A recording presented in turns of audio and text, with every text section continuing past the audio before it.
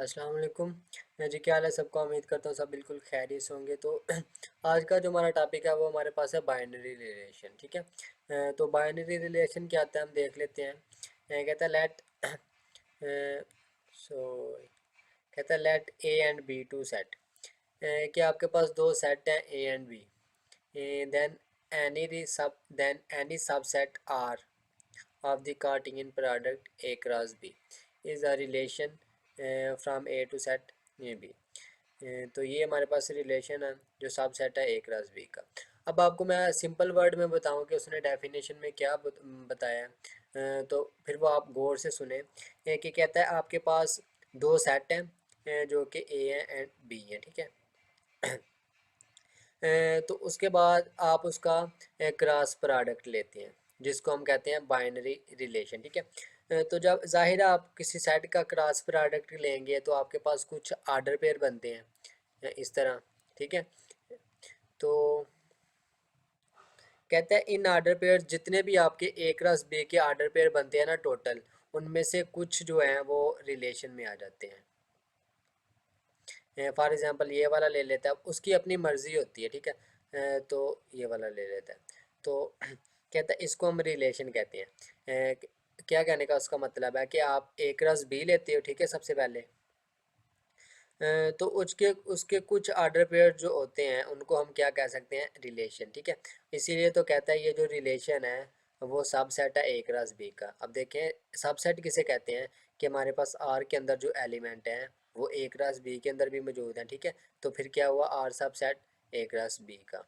तो एक दफ़ा फिर बता दूं कि सबसे पहले आपने ए क्रॉस बी लेना होता है। ठीक है। तो आपके पास जो फाइनल उसके आर्डर पेयर्स बनते हैं एक सेट के अंदर। तो उस आर्डर पेयर्स में से कुछ जो आर्डर पेयर्स होते हैं वो रिलेशन के होते हैं।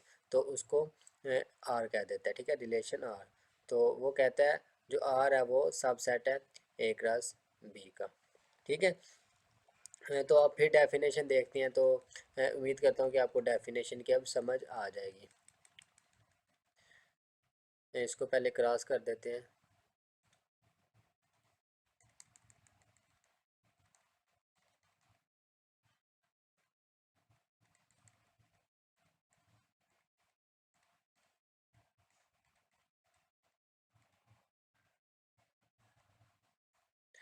तो दोबारा डेफिनेशन की तरफ चलते हैं। Let A and B two sets. कि आपके पास दो सेट हैं A and B. Then any subset are.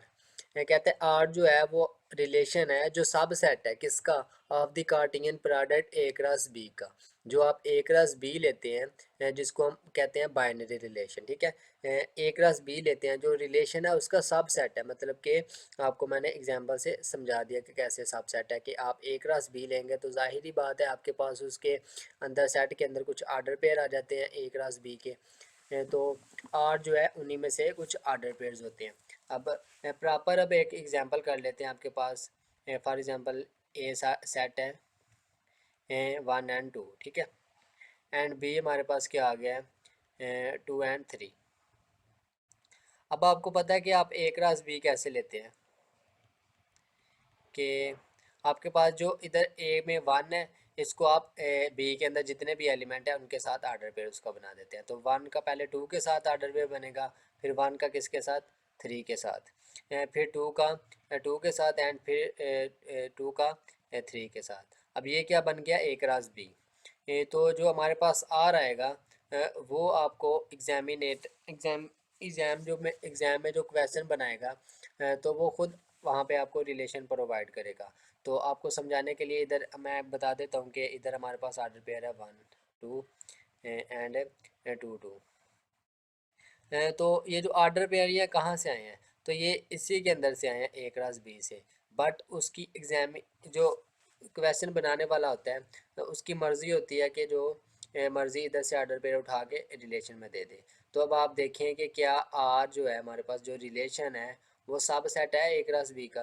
क्योंकि सब सेट में जो होता है कि सब सेट के लिए जो आर के अंदर जितने भी एलिमेंट हैं तो वो ए क्रॉस बी के अंदर होने चाहिए। तो आप देखें तो आप कह सकते हैं कि ये सबसेट है ए क्रॉस बी का। अब दूसरी चीज़ क्या है कि domain of a relation and range of a relation. तो ये हमारे पास आ गई इसकी प्रॉपर डेफिनेशन है पहले। तो पहले डेफिनेशन से देख लेते हैं। तो क्या कहता है, लेट आर बी रिलेशन। कहते हैं आर आपके पास कोई रिलेशन है from set A to set B, जैसा कि आपने पीछे पढ़ लिया। Then the set of all the first number कह लें या कॉन्स्टिट्यूएंट कह लें, आपकी खुद की मर्जी, आप डेफिनेशन डिफ़िकल्ट या इजी बनाने के लिए। Of the order pair present in the relation is known at domain of R. इसको डिनोट कैसे करते हैं, डी आर से। अब एग्जांपल के थ्रू आपको अच्छी तरह से समझ आ जाएगी। तो क्या कहते हैं, आपके पास रिलेशन है कोई आर जो है ए से बी की तरफ। तो हम खुद से कोई रिलेशन लेट कर लेते हैं। हमारे पास क्या है, रिलेशन 1 2 है, उसके बाद 1 3 है, एंड 3 2 है। ठीक है, ये हमारे पास कोई रिलेशन है। तो क्या कहता है कि आर्डर पेयर के अंदर जो फर्स्ट नंबर है, मतलब कि इस आर्डर पेयर के अंदर फर्स्ट नंबर कौन सा है, 1। इस आर्डर पेयर में 1, इधर क्या है 3। तो कहता है इनका जो सेट होगा वो क्या है, उसकी डोमेन है। तो क्या एलिमेंट आ जाएगा 1, एंड सेकेंड टाइम जो है 1 है, मगर हम एक टाइम ही लिखेंगे, इसलिए हम उसको 1 को स्किप कर देंगे। तो थर्ड वाला हमारे पास क्या आ गया, 3। तो ये हमारे पास क्या आ गई है, डोमेन ऑफ रिलेशन। हाँ ठीक हो गया। उम्मीद करता हूँ कि आपको समझ आ गया होगा। तो इसी तरह हमारे पास ये रिलेशन भी है। तो क्या कहता है, let R be a relation from set A to set B. कि आपके पास कोई रिलेशन आ रहा है जो सेट ए से सेट बी की तरफ जा रहा है। Then the set of all second number. इधर हम किसकी बात कर रहे थे, फर्स्ट नंबर की। तो अब इसी रिलेशन का हम अगर ड्रा करें इधर रेंज, तो क्या आ जाएगी हमारे पास, सेकंड नंबर हम देखें तो 2 है, एंड 3 है, और थर्ड टाइम फिर 2 है रिपीट हो रहा, तो इसलिए हम वो नहीं लिखेंगे। तो इसको डिनोट किससे करें, रेंज ऑफ रिलेशन आर। तो क्या कहता है कि आर्डर पेयर के अंदर जो सेकंड नंबर्स होते हैं, सेकंड कॉन्स्टिट्यूएंट इनको कह लें of the order pair present in the relation R is known as range of R. कि जो सेकंड नंबर सेकंड कॉन्स्टिट्यूएंट्स होते हैं जो आर्डर पेयर के अंदर, उनको हम क्या कहते हैं, रेंज ऑफ रिलेशन आर। तो ये थे आपकी छोटा सा टॉपिक था डिस्क्रीट स्ट्रक्चर का। तो उम्मीद करता हूँ कि आपको समझ आ गया होगा। तो मिलते हैं अगली वीडियो में, तब तक के लिए अल्लाह हाफिज़।